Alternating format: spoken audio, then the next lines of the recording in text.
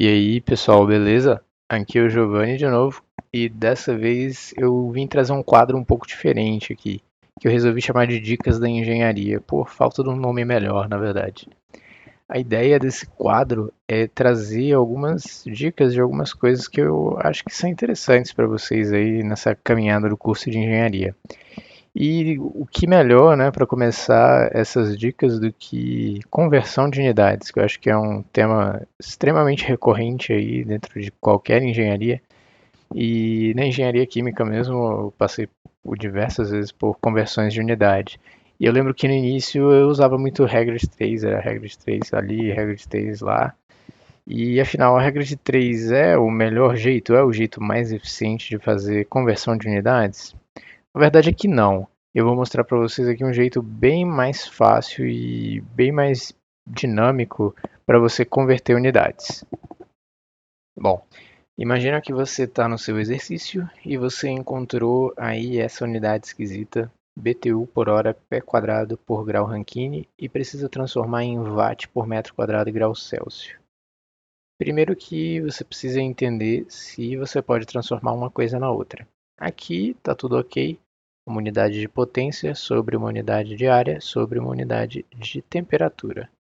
E você também tem uma tabela que tem todas as conversões que são necessárias para chegar no resultado final, na conversão dessa unidade original aí. E aí, você vai fazer várias regras de 3 ou você vai tentar alguma coisa diferente? Bom, vou deixar aqui você pause o vídeo um pouquinho e pense um tempinho aí e veja quanto tempo você leva para resolver essa conversão de unidades aí, usando o método que, enfim, você está mais acostumado. Agora eu vou mostrar como que eu faria. E ia ser desse jeito que está aí.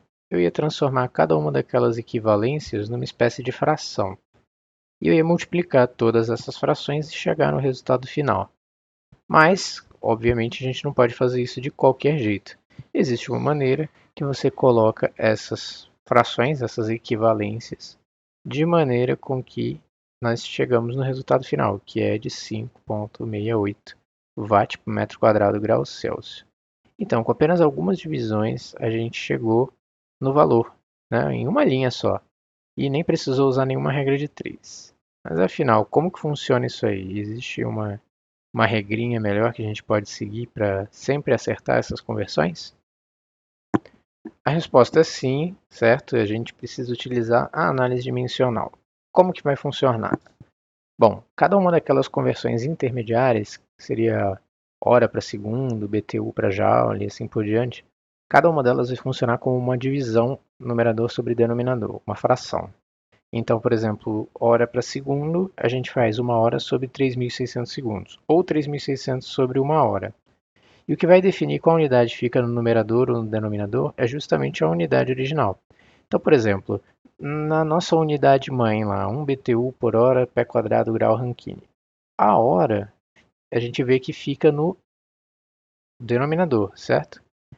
Mas, para que a gente cancele hora com hora e fique só a unidade de segundos, a gente precisa com que a hora esteja no numerador, na nossa fração, e os segundos no denominador, porque aí se eu multiplicar as duas coisas, eu posso cortar hora com hora, e aí eu vou ficar com 1 BTU por 3.600 segundos, por pé quadrado, por grau Rankine, que dá 0,00028 BTU por segundo pé quadrado grau Rankine. Então, qual que é a ideia? Cancelar a unidade antiga e deixar a unidade nova no lugar.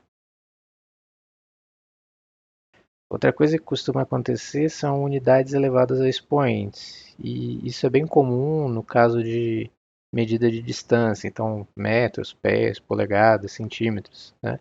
Que aí você pode ter unidades de área ao quadrado, unidades de volume ao cubo. Então, se você só tem a conversão da distância, vamos dizer aí no caso um pé para um metro, certo? Então dá 0,3048 metros, você precisa elevar a unidade ao quadrado.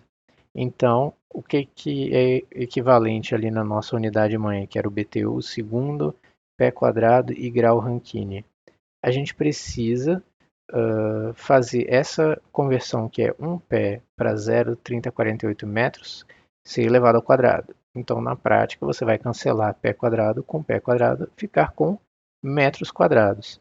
E aí sobra esse 0,3040 elevado ao quadrado, que no final, se a gente transforma tudo, dá 10,76 BTU por segundo por metro quadrado por grau Rankine. A última coisa que a gente precisa ver é a questão da temperatura, que ela pode ser um pouco capciosa. Porque, na verdade, quando a gente fala da temperatura, nesses casos de mudança de unidade, normalmente a gente está se referindo a um delta de temperatura e não a temperatura absoluta em si. Por exemplo, no caso do calor específico da água, que é 1 caloria por grama grau Celsius, significa que você precisa ceder 1 caloria, que é energia, para 1 grama de água, que é uma massa, uma quantidade de água, para a temperatura aumentar em 1 grau Celsius. Logo, se é em 1 grau Celsius, não é aumentar ou diminuir para 1 grau Celsius, que seria uma temperatura absoluta, mas sim num delta de 1 grau Celsius, certo? Então a gente está sempre falando de deltas aí. E aí eu trouxe as 4 equivalências mais comuns, que é entre Rankine, Fahrenheit e graus Celsius e Kelvin. Sendo que essa equivalência para Rankine é bem difícil de ser utilizada, né?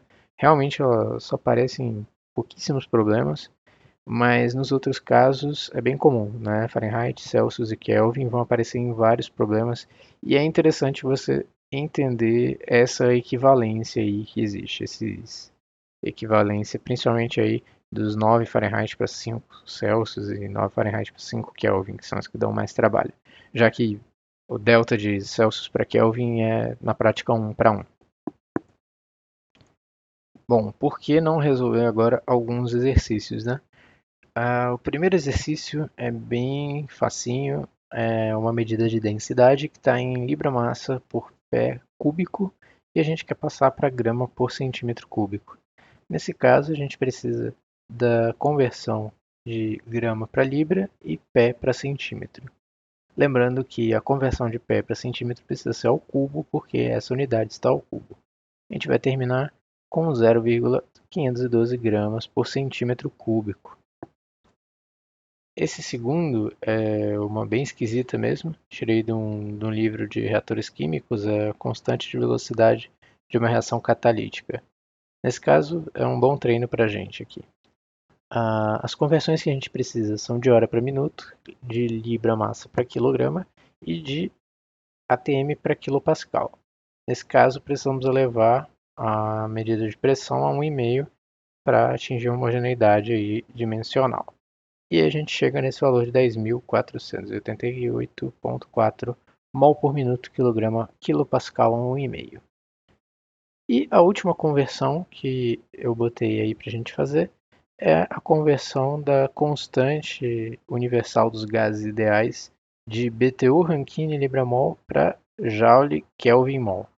Nesse caso, a gente só precisa de 3 conversões. É a conversão de Joule para BTU, de Rankine para Kelvin e de Libra-mol para mol, que é a mesma coisa do de Libra-massa para grama.